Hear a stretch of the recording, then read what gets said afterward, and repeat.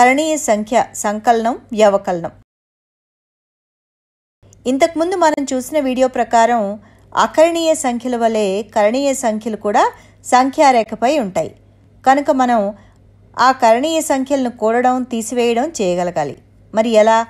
సంఖ్యారేఖపై ఏ స్థానం నుంచైనా కుడివైపుకు పోయే కొలది విలువ పెరుగుతూ ఉంటుందని మనకు తెలుసు. అంటే √2 నుంచి కుడివైపుకు పోతూ ఉంటే విలువ పెరుగుతుందని అర్థం. అంటే √2కు కొంత విలువ కలుపుతున్నామని అర్థం. ఏ బిందువు వద్ద నుంచైనా ఎడం వైపుకు పోయే కొలది, ఉదాహరణకు √5 తీసుకుంటే విలువ తగ్గుతుంది. అంటే √5 నుంచి మనం కొంత విలువ తీసివేస్తున్నామని అర్థం. ఇది ఒక సులభంగా అర్థమయ్యే భావన. మరి మనం √2ని దశాంశ రూపంలోనికి మార్చడానికి ప్రయత్నించేటప్పుడు అది అంతము లేకుండా సాగిపోతూనే ఉంటుంది. మనం దానికి ఒక పూర్ణాంకాన్ని కలిపినప్పుడు, ఉదాహరణకి 4 + √2 తీసుకుంటే దాని దశాంశ భాగము అంతం లేకుండా వస్తూ ఉంటుంది. మనం దానికి ఒక దశాంశ సంఖ్యను కలిపిన, ఉదాహరణకి 1.12345 + √2, మళ్ళా దశాంశ భాగం అంతం లేకుండా సాగిపోతూ ఉంటుంది. దానికి మనం π లేదా √7 వంటి కరణీయ సంఖ్యను కలిపితే ఏమవుతుంది? 2 సంఖ్యల దశాంశ భాగము అంతం కాదు, కనుక మొత్తం కూడా కరణీయ సంఖ్య అవుతుంది.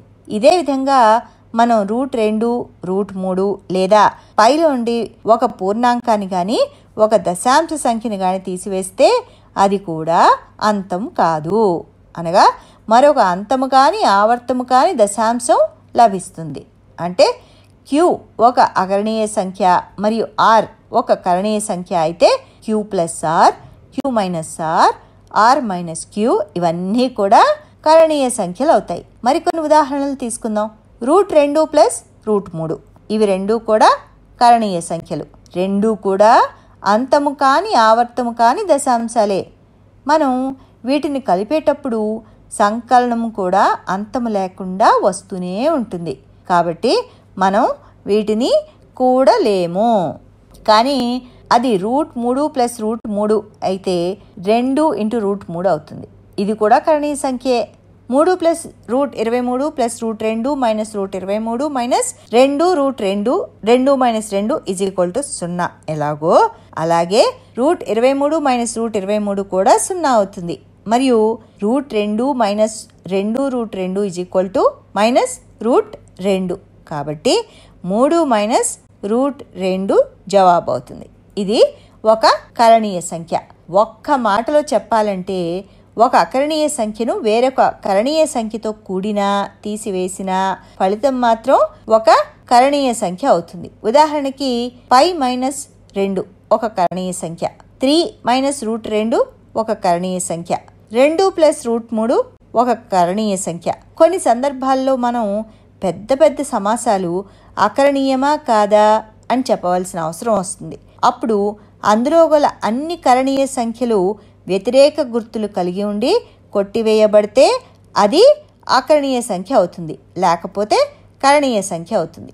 ఉదాహరణకి 5 √2 + 5 - 2 √2 + 9 - 3 √2. దీన్ని సులభంగా చేయడానికి √2ని x అనుకుందాం. ఇప్పుడు గుణకాలు మాత్రమే కూడడం, తీసివేయడం చేయండి. అది 5x + 5 - 2x + 9 - 3x అవుతుంది. 5x - 2x - 3x = 0.